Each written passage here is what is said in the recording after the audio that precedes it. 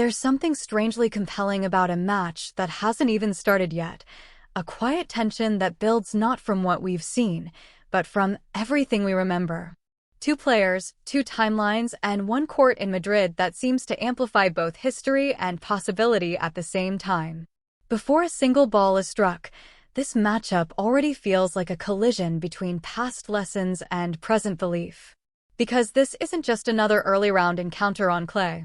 It carries the weight of a story that has been quietly evolving, especially for Eala, who once stood on the opposite side of this matchup looking overwhelmed, outpaced, and frankly outmatched.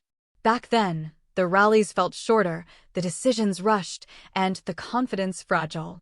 Now, stepping into Madrid, everything about her presence suggests a player who has spent years rewriting that narrative piece by piece. Elise Mertens, on the other hand, represents something far more stable and established. Her game isn't built on sudden bursts of brilliance, but on relentless consistency. She absorbs pressure, redirects pace, and waits for cracks to appear. Against inexperienced opponents, that style can feel suffocating. You don't lose to her in one dramatic collapse. You slowly realize you're being outmaneuvered, point by point, until the match slips away without warning. That contrast is what makes this upcoming clash so intriguing.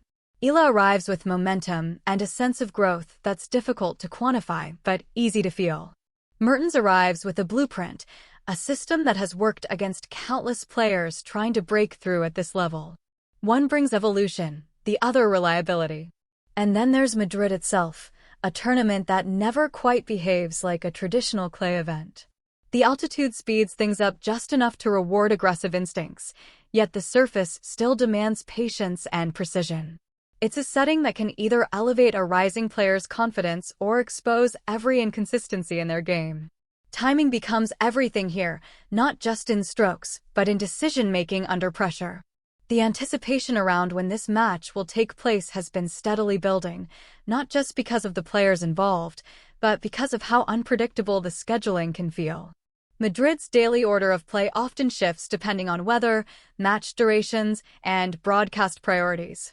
Fans waiting to watch this encounter will need to stay alert, checking updates as the day unfolds, because matches here rarely start exactly when expected.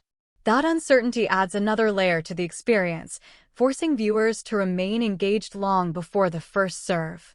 When the time finally arrives, it won't just be about watching a tennis match. It will feel like stepping into a moment where preparation meets opportunity. For Eala, the timing of this match in her career couldn't be more significant. She's no longer the player who simply hopes to compete. She's beginning to expect more from herself, to trust that her game can hold up against established opponents. Technically, her improvements are noticeable. The forehand has gained weight, not just in pace, but in intent.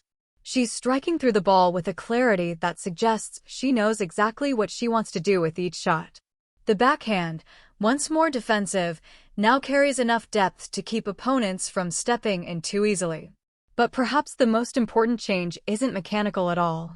It's the willingness to stay in rallies longer, to resist the urge to go for low-percentage winners when patience might yield a better opportunity. That's where the real battle against Mertens begins. Because Mertens thrives on impatience. She doesn't need to overpower, she just needs to outlast. Her court positioning is subtle but effective, always placing her in a position to extend rallies just one shot longer than her opponent expects.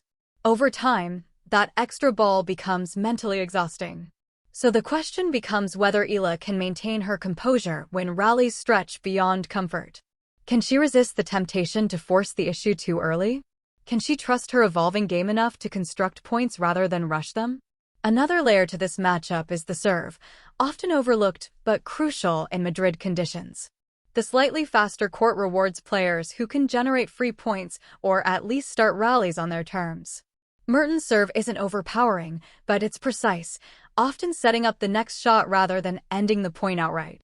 Eala's serve, meanwhile, has shown flashes of improvement, particularly in placement. If she can consistently hit her targets, she may find herself in more favorable positions early in rallies.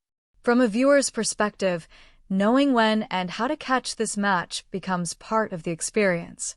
The Madrid schedule typically unfolds across both day and night sessions, with marquee matches often placed strategically to maximize global audiences. Depending on where you're watching from, the timing might fall into the afternoon or stretch into late evening hours. That variability makes it important to stay connected to official updates, ensuring you don't miss the opening moments that often set the tone. But beyond logistics, there's a deeper reason people are drawn to this match. It's the sense that something could shift here. Not necessarily in dramatic fashion, but in a way that feels meaningful over time. A strong performance from Eala wouldn't just be a single result. It would signal that her development is translating into real competitiveness at higher levels. For Mertens, the stakes are different, but equally important. Matches like these are about maintaining status, about reinforcing the idea that experience and discipline still hold an advantage. She doesn't need a breakthrough, she needs to avoid becoming part of someone else's. The psychological dynamic between the two players will likely evolve as the match progresses. Early on, there may be a feeling-out phase, with both players testing patterns and adjusting to conditions. But as the scoreline develops, pressure will inevitably shift. If Eala starts strongly, the weight of expectation could creep in, challenging her ability to sustain that level. If Mertens gains control, the match could settle into a rhythm that favors her methodical approach. One of the most fascinating aspects of tennis is how quickly momentum can change. A single break of serve, a missed opportunity, or even a momentary lapse in focus can alter the entire trajectory of a match. In Madrid, where conditions can amplify both strengths and weaknesses, those moments often feel even more significant. As the match approaches, conversations around it will likely focus on potential outcomes, predictions, and narratives. But once play begins, all of that fades into the background. What remains is the simple, unpredictable reality of competition. Two players, each trying to impose their game, each adapting in real time to what unfolds on the court.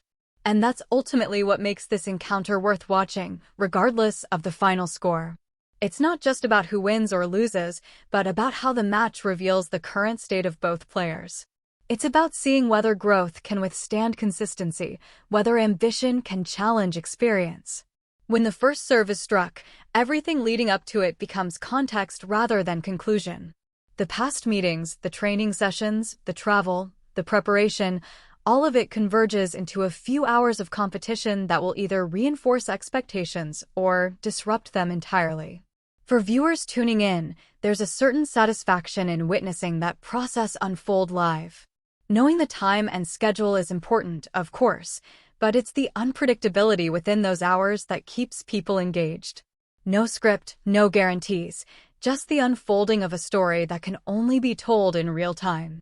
And somewhere within that story, whether in a crucial rally or a subtle shift in momentum, there will be a moment that defines the match. It might not be obvious at first, but it will linger, shaping how we remember this encounter long after it ends.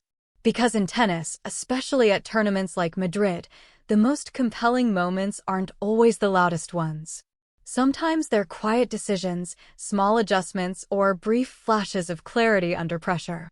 Those are the moments that separate players, that turn potential into performance. As the clock ticks closer to match time, that sense of anticipation continues to build.